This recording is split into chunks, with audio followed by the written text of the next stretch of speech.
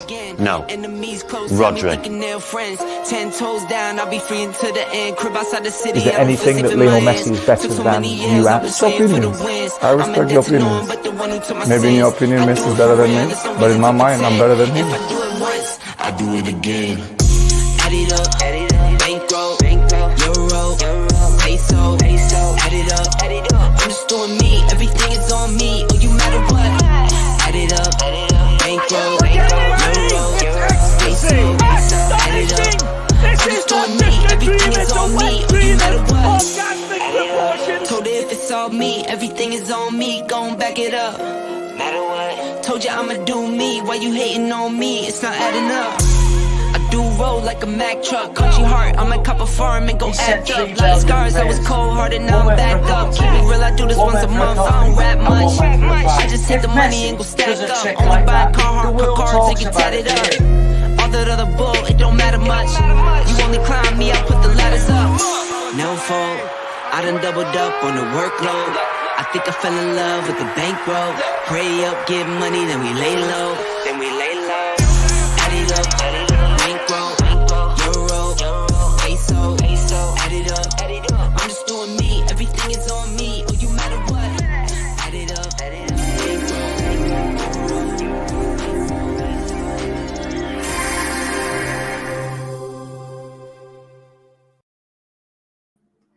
Yes, guys, I'm Si. Welcome to Ace Podcast Nation. Welcome to the home of Rhodri Giggs on football. Lots to discuss. Rhodri will be along in just a second. Bit of housekeeping, as always, just as we kind of wait for him. It's a bit Friday night for a change this evening. Obviously, we usually do the Thursday, but we changed it up this week, just for this week. But looking forward to discussing all things football, and there is lots to discuss. Also, Cardiff and Reading, which is going on at the moment. But if you prefer your podcast in audio form, you can, of course, catch this series, plus all the other content by Ace Podcast Nation, The Big Debate, My Story, Daddy Baton Fight Show, Sugar and Silk with Ben Doherty and Michael Olajede Jr., all via the Sports Social Podcast Network. So please check that out.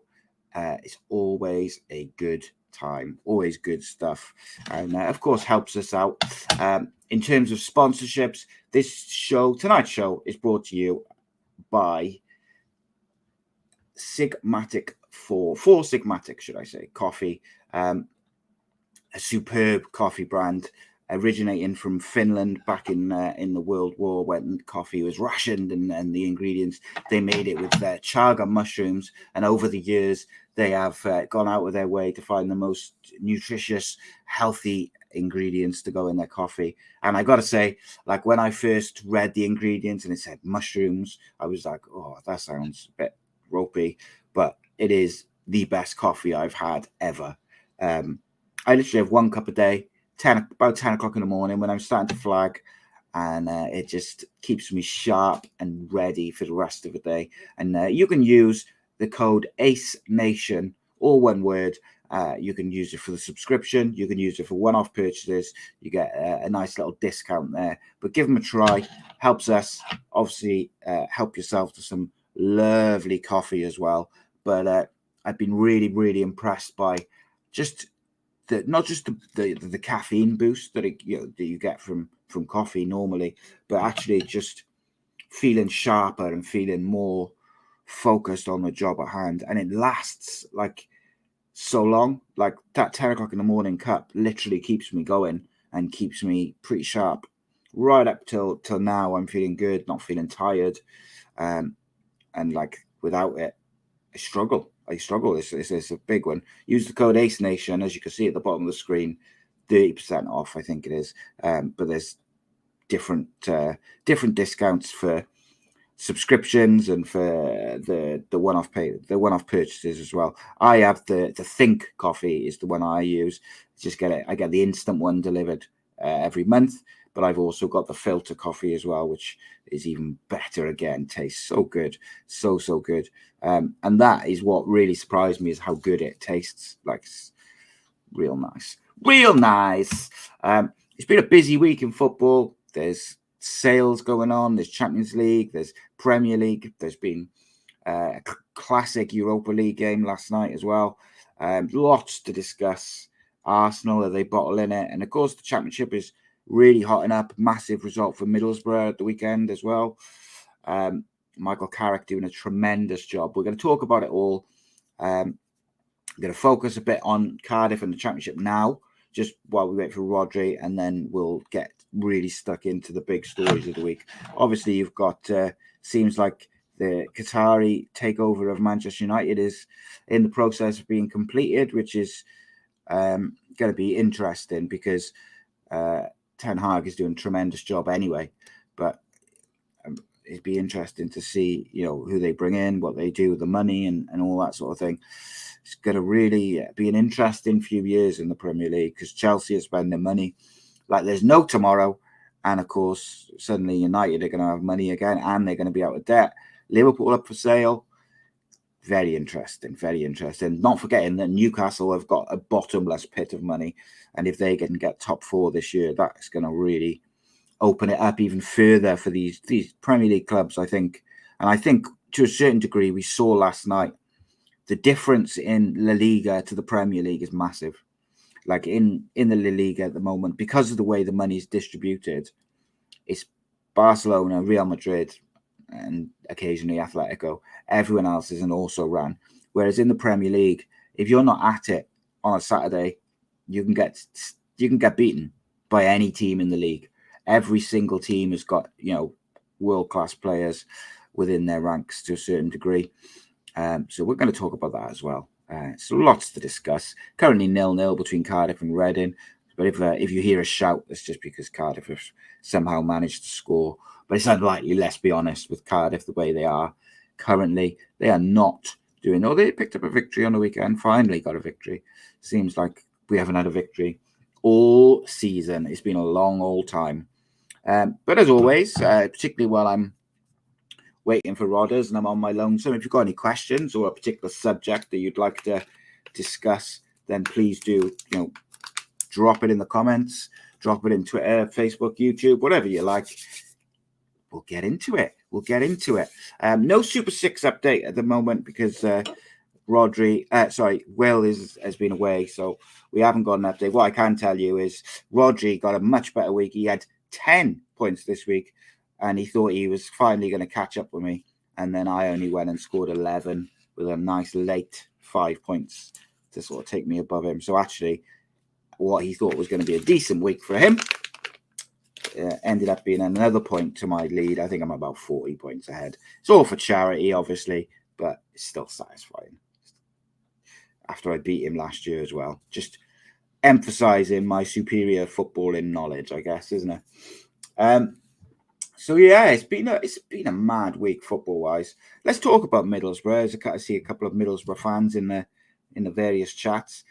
Michael Carrick doing a superb job, and you just can't knock him. They're right up to 3rd. I don't think they're going to catch Sheffield United and Burnley, but that victory over Sheffield United has suddenly pulled Sheffield United within reach. It's very, very interesting because, Middlesbrough had 2 tricky games. Like Cardiff, I know Cardiff are not doing well, but it's still a tricky place to, tricky team to play, even at home. So they beat them and then they beat Sheffield United with Archer getting a couple. And they're down to, I think it's 5 points. Yeah, 5 points now behind Sheffield United. And there's a long way to go. I know Sheffield United got a game in hand, but Michael Carrick's doing a tremendous job. But like you Middlesbrough fans in the chat, what has Michael Carrick changed about Middlesbrough from where you were before he came in? Like what has been the change? What has he done differently to previous managers? Because he is doing a tremendous job. Been really, really impressed with it. And I was impressed with the speed. When he came in, I was impressed with, he knew who he wanted in with him in terms of his staff. He knew who he wanted to sign and he keep and the rest of it. And he just did it instantly, just did it and got on with the job. And he just hit the ground running.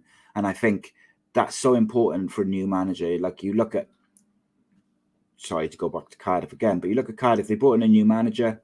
There was a bit of positivity about it. It seemed like a good appointment. but he wasn't able to get that new manager kickstart. And then they picked up a victory the other day. Hopefully they can carry that on. But Michael Carrick, he did get that new manager kickstart, and he has just moved on from that further and further.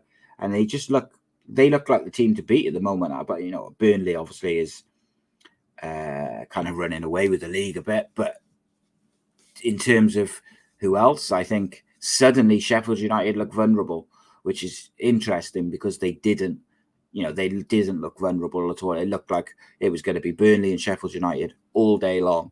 But that win by Middlesbrough has just pulled them back a little bit. Michael Carrick will be very happy, and he's doing a tremendous job at Middlesbrough, and that's going to be a very interesting development in terms of how the championship race kind of goes the rest of the season now. Because if I'm looking at that and I'm looking at the form, it would be difficult to bet against Middlesbrough. It's got to be said. But even Luton underneath them, there's another 4 points in terms of that. But the form, Middlesbrough, Luton, Burnley, they're the teams to beat at the moment in terms of form. So it's going to be very interesting, that championship race. But the man himself is here. Welcome to former FC United, former Bangor City winger, Mr. Rhodri Giggs. How are you, my friend? You good? What's happening? You all right? All good, mate. All good. Friday's a nightmare for me. I know. That's why we switched, wasn't it, to Thursday? No. And then, do you know what I thought about last night? Is like we switched it because United Barca was after Kunta. And we didn't, because it was like early kickoff, wasn't it? So we could have just done it after. But there we go. I watched it in the pub. I did, mate. So it was a bit of a treat for me. Nice one. Do you know though? Let's talk about that game. I was saying earlier, I was just saying just now. I think the difference in quality in leagues between the Premier League and La Liga is massive. I think La Liga is just not what it is, not what it used to be. And also, I think a big part of it is the way the money is distributed, because all the money goes to those sort of top three teams. The other teams are just never able to kind of build up any real momentum. So it's always a 3-horse race. It's always the same 3 teams. But what it means is when they come to Europe, like Barca got absolutely trounced in the Champions League this year. And United should have won last night comfortably in the end. Yeah, I think Old Trafford will do them because they look way too open. Mate, way too open. Like United missed some big chances, and don't get me wrong, it's hard to go to the new camp. But I just look at that and I think you put in Martinez back in, you put Sabitzer in alongside Casemiro, and suddenly United look even stronger. And you just think, can Barcelona, the way they play and the way they set up, but also the players that, like the 2 fullbacks, their game is very attacking. So they're not going to change the way they play. And you just think Rashford, Sancho, Garnacho, if he played, like they're going to have so much space in those channels that you just think, even if Barca play better, which you'd expect, and they'll get chances, United will be stronger at the back with Martinez there. Shaw's going to be a left back, which makes them stronger. But then United just look like they could score for fun on the break. If Barca play as open as they did yesterday, I see nothing but a United win for that game. No, like I say, they look open. Probably Martinez comes back into it. So yeah, I think we'll do them at Old Trafford next week. Yeah, I think so. Like I say, they had probably the better chances, didn't they? The second half, it was like a basketball game, but we had the better chances, and just that last ball in the last third. That Weghorst one was the one, wasn't it? It was that made it 1-0. No, I know, but just in terms of chances, you've got to take and then we go 1-0 up because they went 1-0 up, didn't they? Yeah, it was 1-0 to Barca. Then 2-1 so I think we go 1-0 up. I think it's a different game because we can then sit in and catch them on the break. Interesting. I thought we talked. I think it might be last. The away goals count in this? No, they don't, which is mad. I don't like that, but there we go.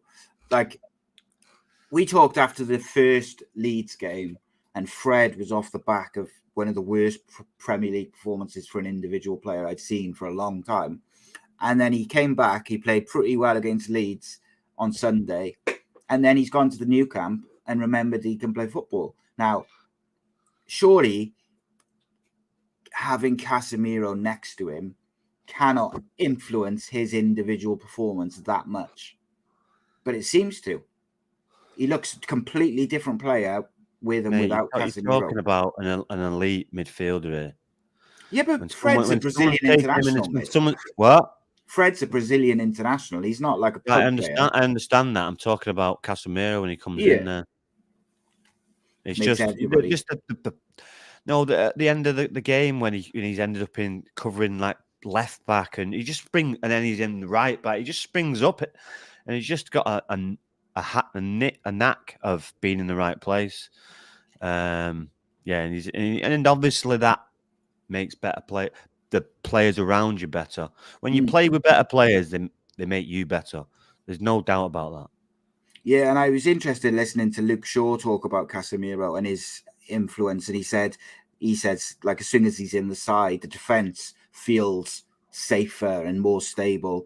And funny enough, like I thought Casemiro was excellent last night again, but he also made the mistake which led to the second goal. He gives the ball away, his pass is a bit wayward, but he just doesn't look affected by it. He still, after he made that mistake, he still went and did several things. Mate, they don't, because I've just been coaching now 5 till 7. I do it down a Friday night, and I was telling the kid that, saying you get frustrated and it takes away from your game, and these top players, they just brush it off and just go again. They're not robots. They're gonna make mistakes. It's your reaction from it. What's your next thing? Are you going to compound that mistakes by keep making the same mistakes by thinking about the mistake you've just made, or are you the next thing you do is going to be positive, and then the positive one after that, and then we're off. So yeah, it's just a mentality that these top players have. The other thing as well, mate, I thought that United were outstanding. I thought it was an amazing game to watch, like so enjoyable to watch. As just a one-off game, like it was just enjoyable, wasn't it? It'd be nothing like down at Cardiff tonight. That'd be an absolute ball fest. It'd be brutal, mate. There's been a load of yellow cards already. Just sort of keeping a little eye on it. But I'm gutted, mate. Good man and his dog there.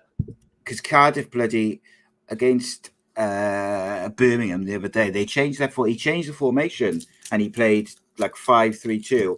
And they looked so much better in that formation. It looked like it suited the players better. They looked more solid. That formation is all down to the wing backs. If you've got wing backs that go up and down, then it doesn't matter how you play that. But it's all down to that, because we play that.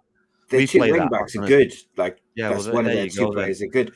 But they've gone back to 4-2 or 4-3-1-2 thing today, and like I'm a bit gutted by it because. Yeah, but mind who you're playing, mate. They've got Ince and someone else. If they double up, it becomes difficult then. Yeah, but Reading play the same formation. They play like 3-5-2 as well. So I just assumed that he'd. All right. Well, maybe they want to double up and do the other thing. Yeah.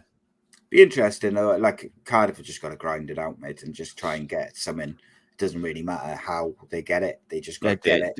Whatever formation you play, ultimately the players have got to play well. Doesn't matter what formation you play. Absolutely, mate. I thought like Rashford he's on fire at the moment. He just looks like he looks like he's hit another level that he's never hit before in terms of his consistency, but also I think is when you run the way he's running at players, he just looks like someone who's full of confidence. And I don't think there's another forward player in Europe at the moment who is in better form or like he is. Top level, and I think I saw some people speculating saying, if it wasn't for Rashford, United wouldn't be doing what they're doing. But I think that's a bit disingenuous because you look at Luke Shaw, probably arguably the best left back in Europe at the moment, and he's also doing a good job at centre back / centre half. Yeah. Varane is doing an excellent job. De Gea had another good game. Casemiro, obviously, we talked about. But even Wan-Bissaka is doing really well as well. And you know, I had a conversation with someone yesterday because they were saying, "Oh, Wan-Bissaka will go at the end of the season." And I said, "Well, why would they sell him unless they get like a massive obviously they're going to get bought." No, it's all down to me. If they're gonna sell him, it's because they're going to bring in someone better. Yeah, but then I think the options they got, mate, because they got Dallo, who's like a more attacking fullback, but then they've also got, when you go to the new camp, Wan-Bissaka, and I don't think there's many fullbacks in the world who are better defensively, particularly in the one-on-ones. No. It's just his offense needs to get better, but it has got better, and his crosses have got a much better. Yeah. It's obviously some managers, some absolute decent manager like Ten Hag has actually come in and said, you need to work on your crossing. Yeah. It's a shambles, and he has done. And you can see the work. You can see the work's paying off. And I don't know why it's took 3 years, how long he's been there, but yeah, we'll get there in the end. Even last night, though, mate, I thought he did quite well going forward as well. Yeah, no, and I agree. What about before we move on to Arsenal, Man City? What do you make? It looks like the Qataris are going to buy United. That seems to be where it's heading.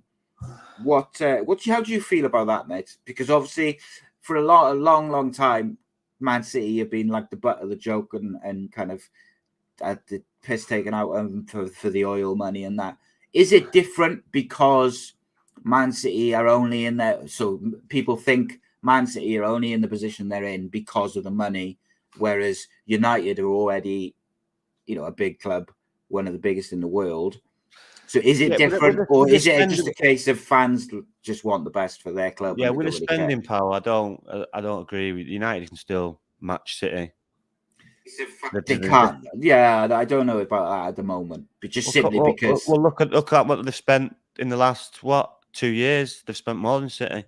Yeah, but I'm on about like now, like in the last. This is what I'm saying. It was a comment, not a full stop, but you rudely interrupt me again. No, well, there we go. So but it's the infrastructure that City have got right. It's everything: the academy, the women's team, everything is on site. It's immaculate. They're built around the stadium. They built the surrounding areas to make it better, which was a dump. So they've made it a lot better. They haven't just come in and just fixed on the game, the ground. They've done the surrounding area as well. So other people have benefited from it.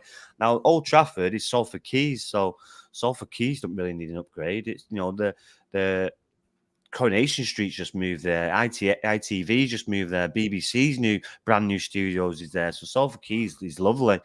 It may be around, but if you go into the industrial estate, then now there's enough area there when you could probably do something, and which it should be. Everything should be on site there, and if it would take 5 to 10 years, but I'm pretty sure that's the way they're going to go about it. Because why else? What else would they do? Carrington's a dump. It's flipping miles away. It's in the middle of nowhere. So everything should be on site. Yeah, I think I saw that. I don't know how reputable it was. Someone on social media was saying that there's like a list of the things they want to invest in. That's right, and they want to make United debt free. They want to give them a bit, a load to spend on players, and they want to fix the stadium up and the rest of it. But ultimately, I think the most important thing is that Ten Hag gets the backing that he needs, because what he's achieved in the time what he's done in 6 months is mad. But going back to what Ten Hag's done in the last 6 months, the reason why I find it interesting is you look at a Wan-Bissaka, right? Very good defensively, but struggling going forward. But Solskjaer never, it doesn't seem like anyone tried to coach him to be better going forward. He was all, I know there's a responsibility of a player to improve certain things themselves, but also coaches have got to coach what they've got. And it felt like Solskjaer and Ranić and whoever, it doesn't feel like for a long time there's been a coach there who's making the players who are in the squad, whoever they are, whether they're good enough or not, you need the coach to get the best out of who's there before you look to the transfer. I know what you're saying, but I kind of disagree, because you've got a coach / manager that's doing very, very well at Ipswich and a coach / manager who's doing very, very well at Middlesbrough. So, and them two people were there for what, 2 years? So, but you know, I'll go back to Ten Hag and Ole Gunnar Solskjaer. It's just chalk and cheese.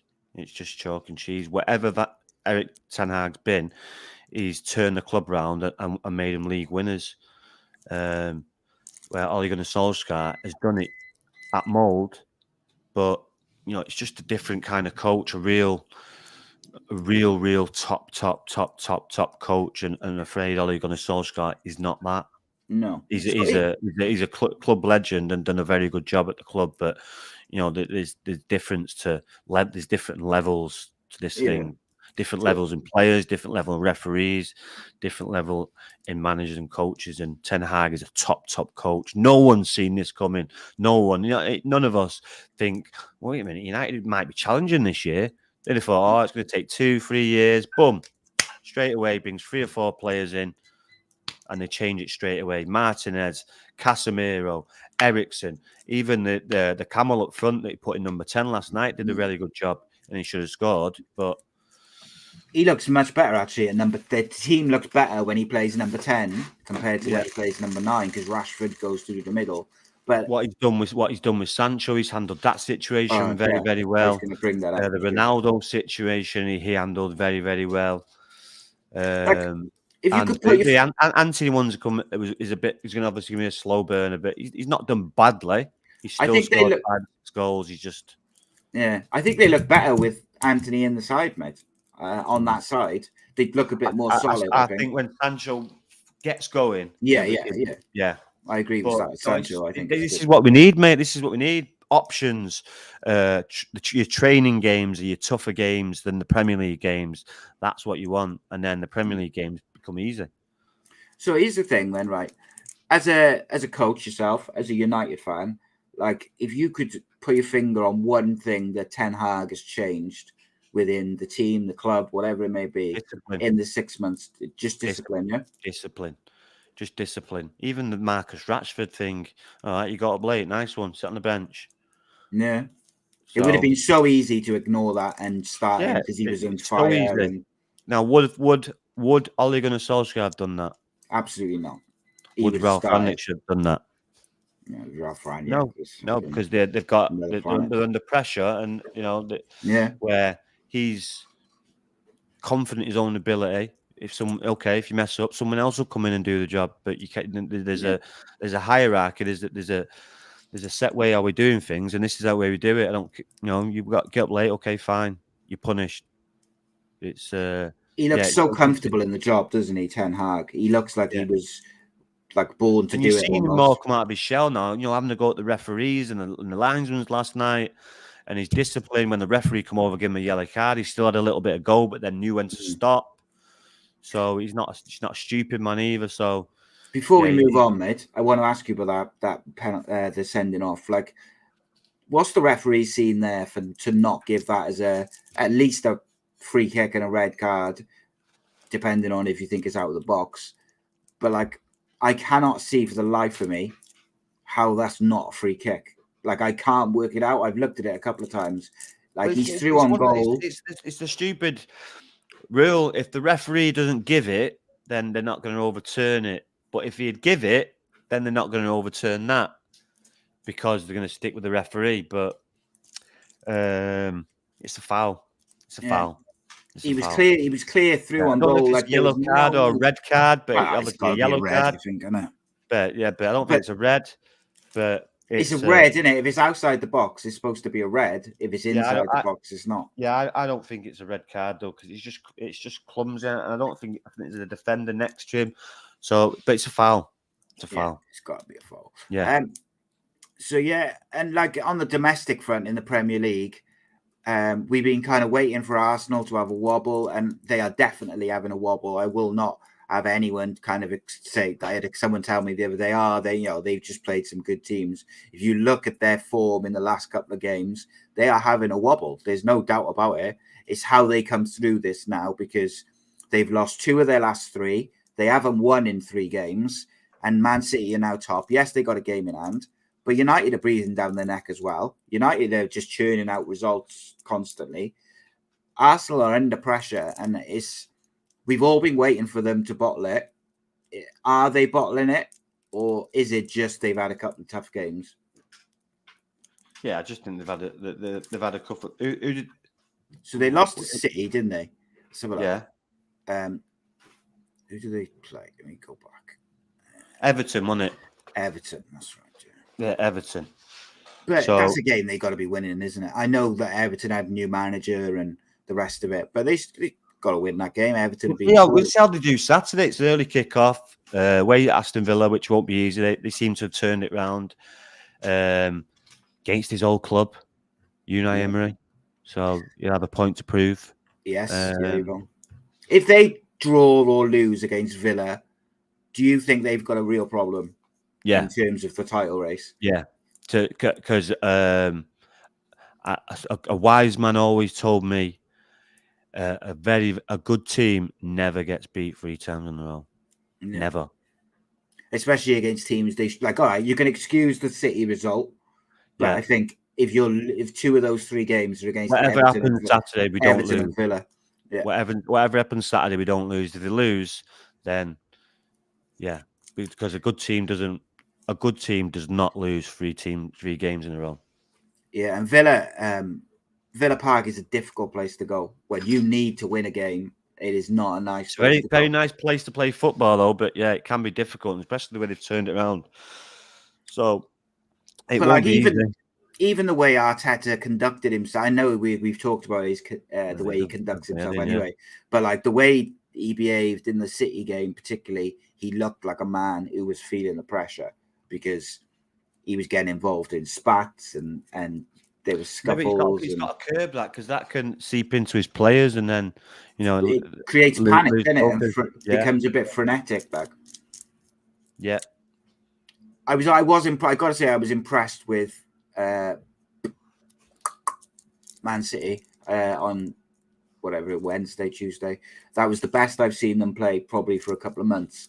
I thought second half they were outstanding, and they looked like in that second half like the team that we've been expecting for the last 6 weeks, because we keep thinking they're going to start churning out these victories and playing this football that they've played for the last few years, and they haven't quite done it. It's been very disjointed. And then second half against Arsenal, they looked like that team that we've been waiting for or expecting. It did make me laugh. Arteta has been urging the Premier League to protect Arsenal against very difficult schedules, and it's like I just thought like United have played Monday, Wednesday, or Thursday every week for the last 3, 4, 5 weeks, and Arsenal have been a lot of those weeks free in the midweek games.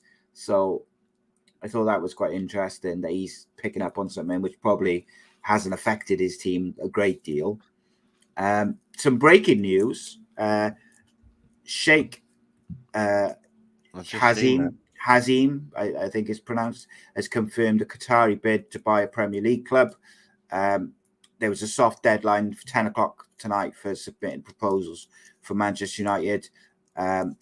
Look, it's going to be a mad couple of years or a few years in the Premier League if Qatar owns United.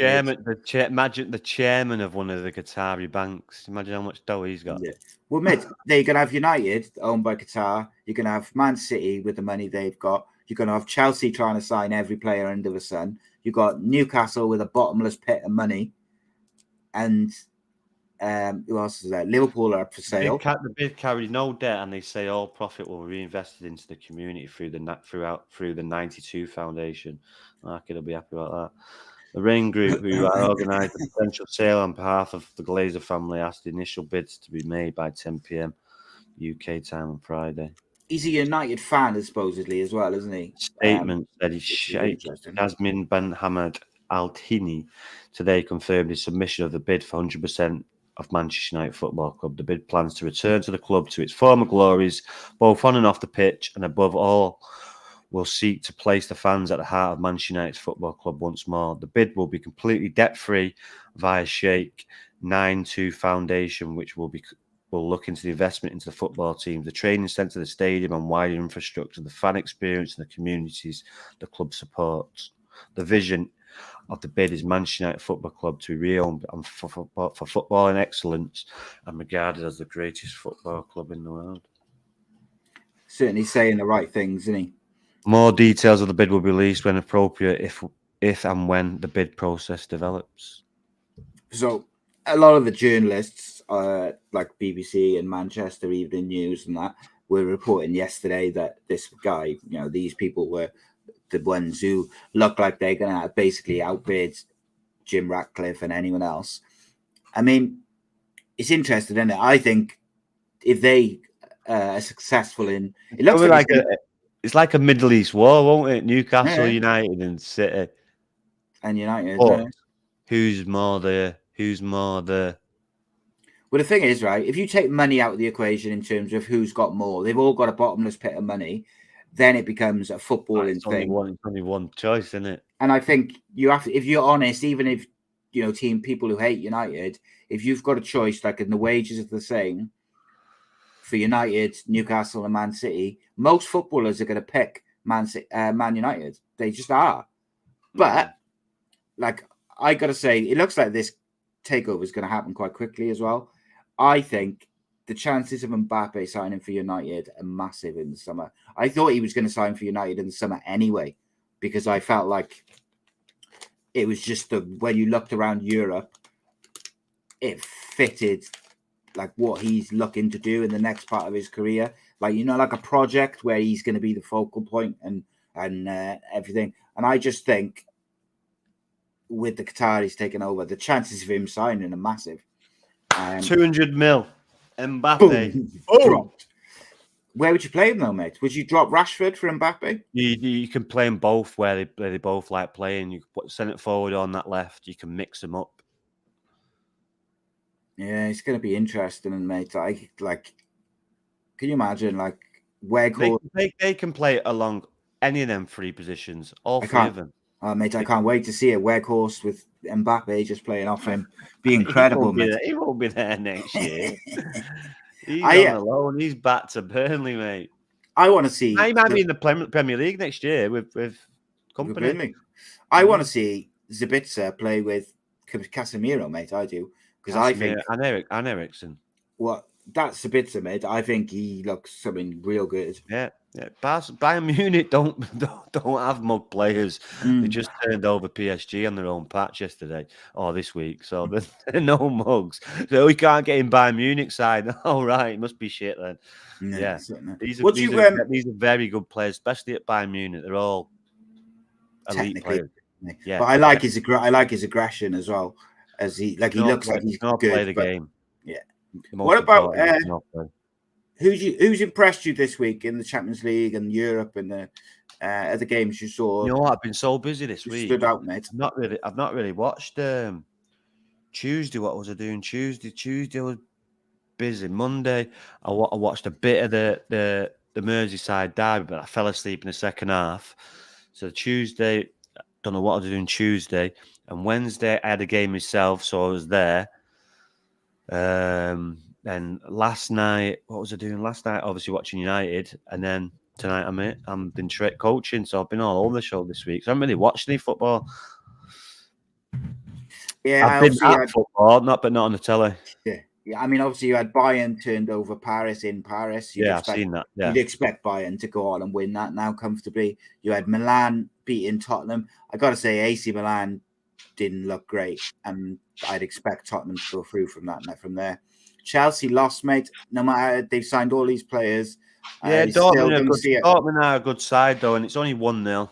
They're always a good side, the Dortmund, aren't they? Yeah, Jude Bellingham, captain, mate, man of the match again. Yeah, he's a good player. He won't be there next year. United might grab him.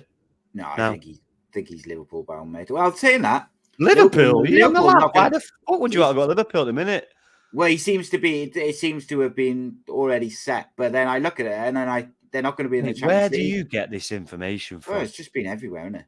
But then, mate, like the thing which I always think with Bellingham, and United is he was so close to going to United. So I just think if he was going to go to the Premier League, but you've not got to look at I just think he would who's go on the ascendancy at the minute. Who's Yeah, mostly on the it makes ascendancy at the sense, minute? But it's not Liverpool. You're either going to go United or City or Newcastle. You're not going to go to Liverpool. If he looks at it in terms of his development, I think if it was me at least, I'd be looking at Ten Hag. I'd be looking at the players that he's given chances to this year, like young players who, like Garnacho, started off, he was going to just be, a bit part player, but because he was so good and played so well, he became a first team member who plays every week, either off the bench or started. So I'm looking at, if I'm a young footballer who's going to make the next stage of my career, I'm looking at that. I'm not looking at that. I'm looking at what coach is going to make me better. Well, yeah, there's that side of it as well. But I just mean who's going to make me better. If you look at City, though, mate, Pep Guardiola, going to sit on the bench all who's the time. Going to make me better. That's what you want as a player, especially when you're a top player. Who's going to make me better? Who's going to get that extra 5% out of me? But then Klopp does that, mate. Could you not say? Yeah. But do you want to be losing while you're doing it? Yeah, because they're in turmoil at the minute. They've got so many old players that they've dropped the ball by not refreshing in the right areas, and now they're getting left behind, and it's going to take. They've just dropped off a cliff suddenly. Well, last 3 years they've been like the best of the best, and then what's happened? I don't know. Van Dijk looks like he's on his way out. Henderson's won't be there much longer. Thiago's not quickest. Keita's not turned out the way they want. Fabinho, Harvey Elliott's a decent player, but he's lightweight. So this Darwin Núñez, yes, he can do the 100 meters in 10 seconds, but he's yet to set off. Mo Salah, he's been hit and miss, haven't he? That Darwin, they've missed Firmino, they've missed Mane. Big players. I think it's such a mistake selling Mane. Liverpool, they made a massive error selling him. Well, people don't realise how good a player until the player leaves. Well, he did. He was the one who led the press. He was the one who made. I think I'm not saying Salah's a bad player, but I think he made Salah look good. All his goals as well, but they don't see that, so it's gone. And then, all right, must have been him. And my one criticism actually of Klopp, I think over the years at Dortmund as well, is that he doesn't refresh the squads until those players are on their sort of last legs, if you like, and there's no choice but to refresh the squad. Whereas the best managers always are 2 steps ahead, aren't they? Alex Ferguson was so good. He did. I said did like 4 or 5 teams over 2 decades, probably more. I said to you a couple of weeks back, man. Keep refreshing. Fergie would always spend more when he won. Yeah. When he won. Yeah. But that was to keep his team on the toes and give him that extra, oomph, and keep them, motivated. Even though most of them didn't need motivated because they were that type of people. But yeah, it was an excellent at that. Excellent. Bringing strikers in, the amount of strikers you brought in, it was like Cole and York, then they're coming to the end, then Van Nistelrooy come in, then he brought in Berbatov as well, then Rooney, then who else was it? Then Ronaldo, Tevez, Van Persie. He identified it really, really well. He was lucky with his midfield because his midfield was set for a long time. Because it was obviously Keane, Scholes, Ince, but the Carrick. So they was midfield for a long, long time. So he was helped by that. But you've got to identify it. It's difficult. It's difficult. What do you make of Chelsea, mate, at the moment? Like in terms of process, mates. Look, remember when Fulham bought all them players? And Forest now that buying all them players, it takes time. Now, what are we, 19, 20 games in, and Forest seem to be just about getting there. Yeah. It's going to be the same with Chelsea. But you'd think it would be a lot quicker because they're better players. But Is Graham Potter going to get the time that I think he has to. Or what's the point of appointing him? You're bringing all these. You're not helping him by bringing all these players in. At, 8 players in a window doesn't help. You need to get the players out that you don't want, because that becomes a panic as well. Players aren't playing. Bitching about the manager. This cunt fucking don't know what he's doing. This goes on. Players want to play, and when they're not playing, and they think the coach is a bell end, then it's like acid. It's like cancer around there. Yeah, and then you get 2 or 3 like it, and then that's it. Then so you lose the dressing room. Yeah, and the thing is, right, I was just looking at their squad from the game against Dortmund. You had Fernandes in there. You had the Zikic, Felix. You had Mudryk. Who else is there? Any other new players? So that's it from the new players, right? But then you've got a couple on the bench as well. And some of them have only some of the you've got Ziyech, Mason Mount. You got all those players, mate. The ones who were there before these players come in and not in the squad. So they're the ones who are going to be bitching, isn't it? Because they're not playing 100% or wanting away. It's just not everyone's pulling in the right direction. Yeah, and it needs everyone pulling in the right direction, especially when you've got good teams around you like Arsenal, City, United, Newcastle, Liverpool, Tottenham. It's difficult. Brighton are doing well. Fulham are doing really, really well. So yeah, it's not easy. And you've just been given £600 million of players, and you're at a top club that usually wins things. And if they don't win things, then the manager gets sacked. But there's a new owner. There's a new philosophy about doing things, they said, and he's going to be given at least 2 or 3 years. But, it's result business at the end of the day. They need to start winning a few games. Yeah, even on the bench, they had that Fofana they signed in January. They had Chuck when Mieka. They had, but then they got the lad from who was playing for Brighton, Cucurella, who was playing week in, week out, and now he's on the bench because they've signed all these new players. So I wonder, and Mason Mount was a first name on the team sheet on the bench. So how are these players around the place? Cheek, you could go on. There's loads of players there. Ziyech, there's loads. There's loads. So all on big dough as well. It's part of the problem with the way their season's going that they did when they brought all these players in January. They didn't really get rid of anyone apart from I think 1, maybe 2. They should have tried to get rid of some of the ones who were not. It's difficult when you want to get rid of these players, but they're on 120 grand, and I'm sweet. I'm happy. Well, I'm not happy, but I'm not going there for 80 grand when I'm getting 120 quid and 120 grand here. I'm living in Chelsea and living in London. Wait, see in a bit. Well, the example I always use is Phil Jones at United, isn't it? He's on so much money at United. He's getting the best medical care for his injuries. Exactly. Why is he going to go and play? Chelsea, yeah, but Chelsea, living in Chelsea, kid down in the fucking King's Road, all that bollocks. No, lovely place to live, London. No, Cobham, beautiful. Why would you want to go anywhere? Exactly. Surrey, Cobham. My friend lives actually around the corner. It's beautiful. His missus is a big producer for Disney, so they're on good money. Nice. Lovely part of the world it is. So and Will doesn't live far from there. It's nice area. I was going to say he lives around. Yeah, he lives more Bedfordshire. That's his Hertfordshire, Surrey, innit, Cobham. He's on the other side. Do you know from the North London derby? Remember that kid? Or actually, we thought he was a kid. He was actually a 35-year-old bloke who kicked.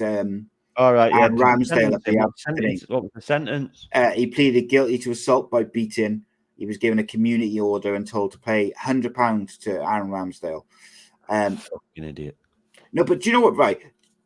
Now, don't get me wrong. It wasn't he's a grown man. You're 35 years of age and you're kicking another man, then running away up the stairs and hiding with a scarf around your face. Mate, what are you doing? Isn't it? He also admitted to throwing coins on the pitch. Yeah. But this is... He needs a good slap. That's what he needs. Oh, it's embarrassing, mate. And this is the thing, though, right? Is I think it sets a bit of a not a dangerous precedent, but I don't think that the sentence actually is a good thing, because what you had a fan enter the playing area and physically assault a player, Yeah, I and agree. he's given £100 fine. Yeah, I agree. In a community And service order. that's a problem to me, mate, because if you remember, Jack Grealish a couple of years ago when he was playing for Villa had that guy come behind him and punch him, like proper punched him from behind. It was a terrible punch. Poor punch. Yeah, no, but in terms of, like, I get that what this one, it wasn't like, you know, a serious assault. It was a kick up the ass, but it's not the point. Is Jack Grealish handled that well, by the way. I'd have did. turned around and volleyed him right in his head. Oh yeah, he didn't. He just laughed, didn't he? If I remember correctly, I'd have rugby tackled him, volleyed him right in his head.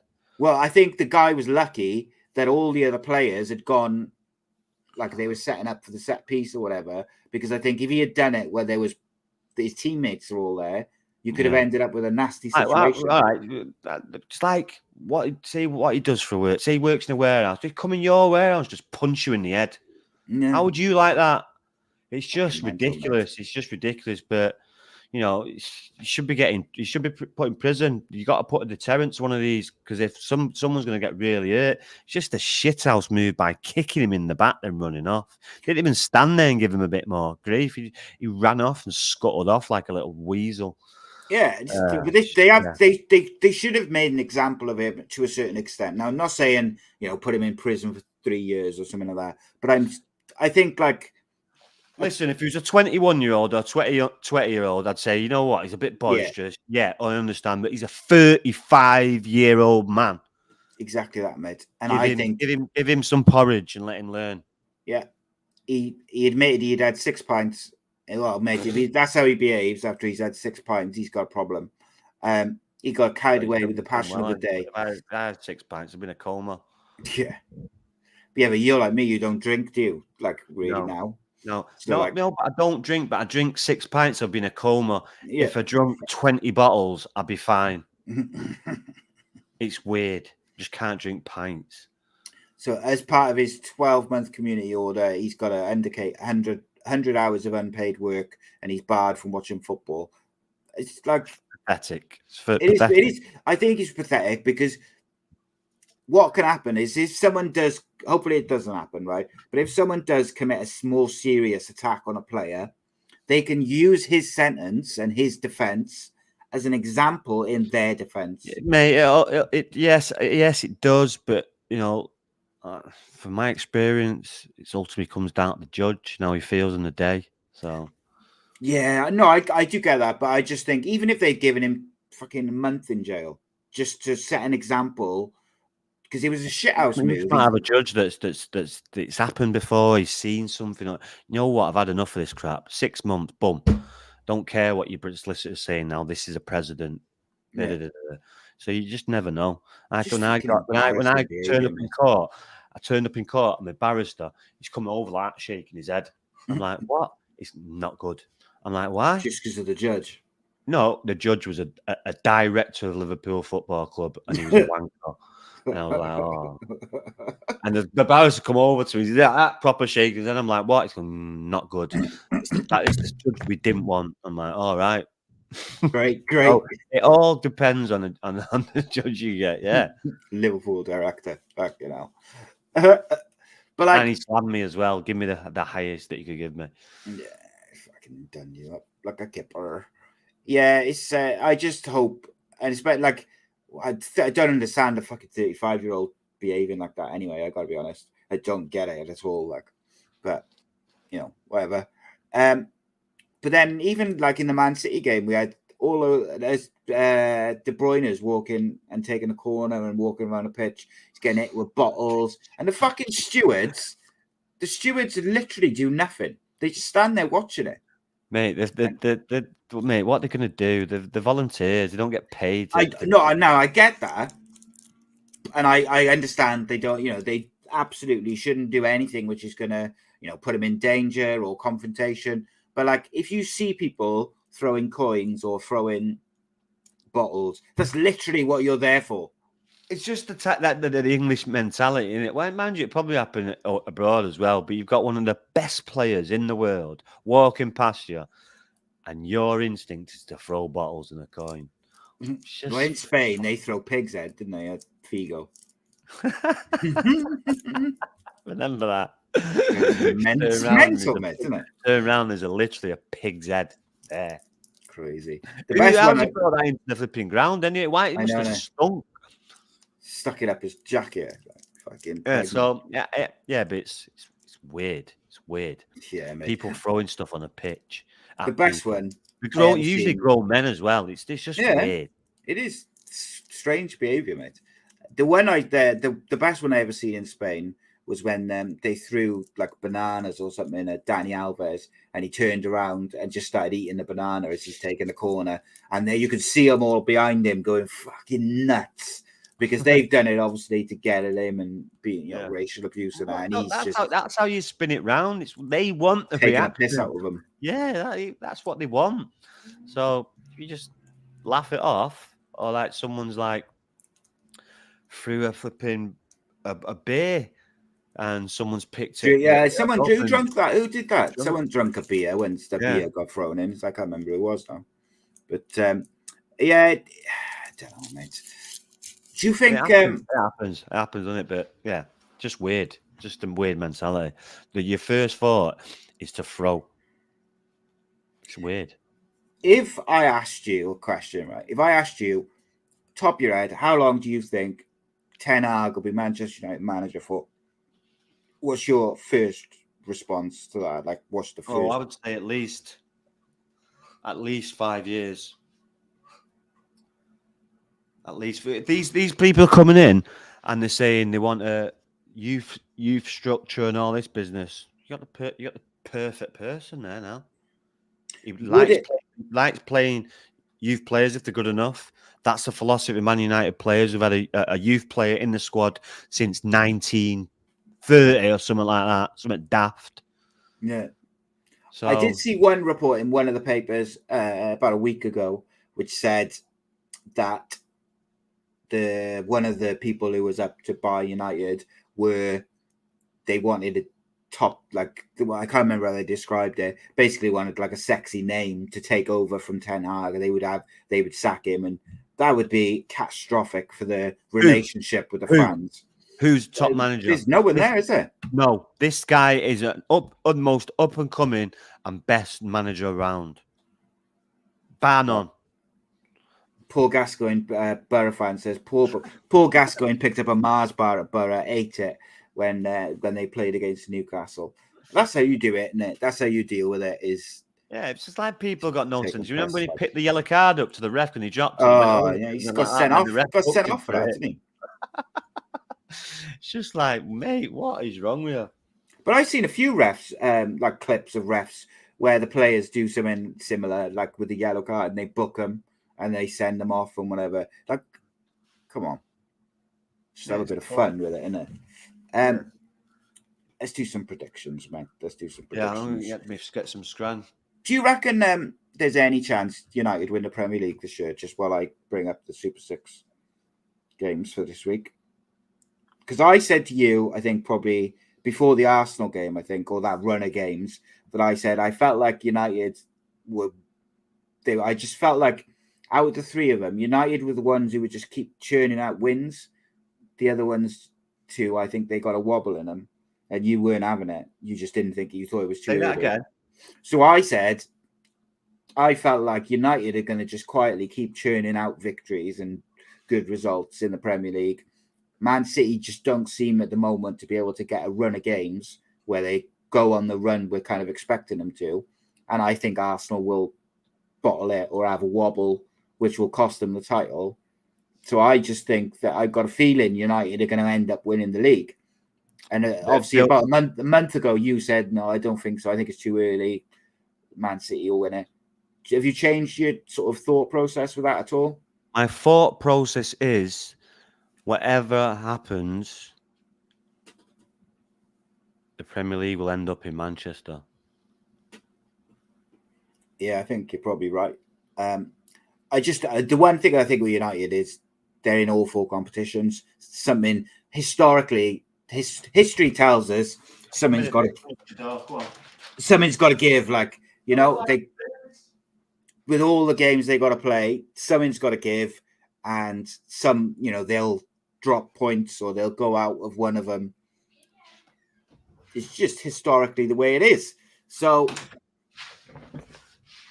like historically, I was just saying historically, when you're in the all 4 competitions, like something's got to give. You go out 1 or you lose drop points in the Premier League or whatever.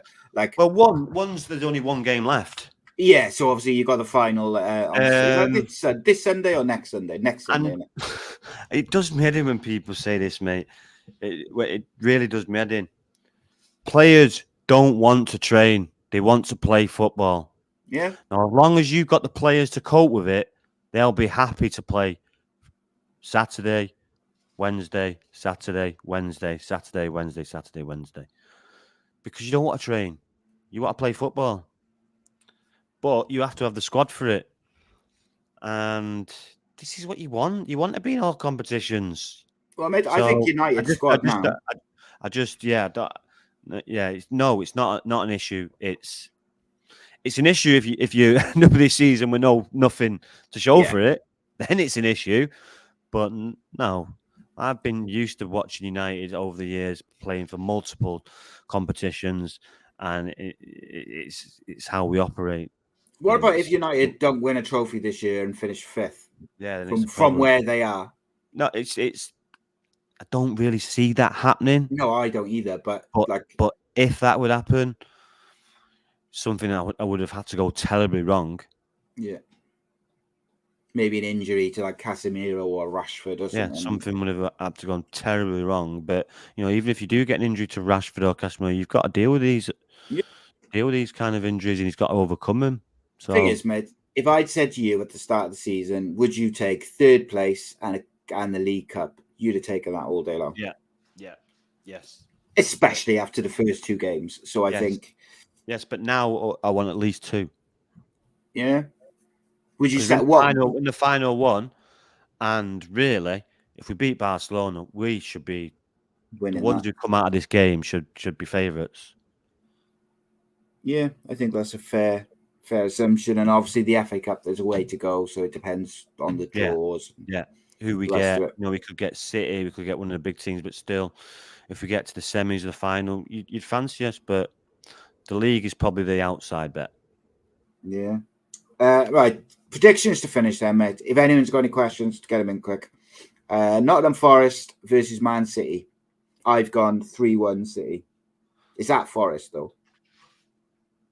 2-1 City. No, 2-0 City. Chelsea at home to Southampton. I gone 2-0 Chelsea, but I'm seriously. They haven't got a manager. That's kind of why I've gone with it. I'm gonna go 1-1. Okay, I gone 2-0 Chelsea, but I'm not confident in it. Everton versus Leeds at Goodison Park. Everton versus Leeds. I gone 2-2. I have, mate. Just so you can copy me. 3-1 Everton.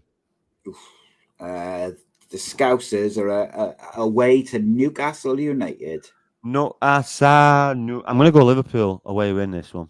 Interesting. I got 1-1. I gone 1-1. Liverpool did look a lot better against Everton the other night. Away win. I'm going to go 1-0. 1-0 Liverpool. United are playing home against Leicester City. I would imagine they're going to rotate quite a few players because they've got Barca next week and the cup final. Yes, but it's Thursday. But so I'm looking at people like Bruno Fernandes, who pretty much plays every single game. Right. And if you tell Bruno Fernandes he's not playing, I bet he's fucking go, what are you doing and what play what about? Yeah. I think back to, I don't want to be training, I just want to be playing.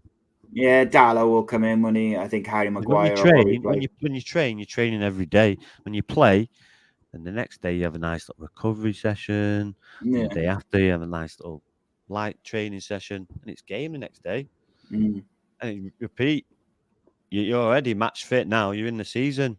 You don't have to train. Training's boring. I never asked you about Harry Maguire, mate. Out of all the centre backs at United, he's bottom of the list, mate. If I was picking a team, some of the passing he done against Leeds on Sunday was horrific. Put him under so much pressure.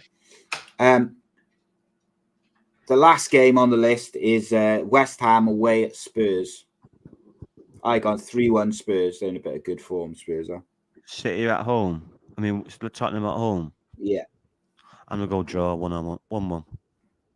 Interesting. Like 2-2. 2-2. 2-2. Oh, it's a change right at the end. Never change your mind. Yeah, some big games this weekend. So it'll be interesting. It's still 0-0. Cardiff, Reading. Reading are a massive bogey side for Cardiff as well. Barnstormer that was going to be. Yeah. So there's been 5 corners in the game. 7 corners in the game. Amazing. Plenty of yellow cards. 11 shots by Cardiff City. 2 on target. There you go. Tells you everything about Cardiff season. As always, mates, appreciate your time. Back to Thursdays next week because Fridays it's just a bit of a rush, isn't it? Yeah. And nightmare Friday. Stressful. Nightmare. But we'll be back.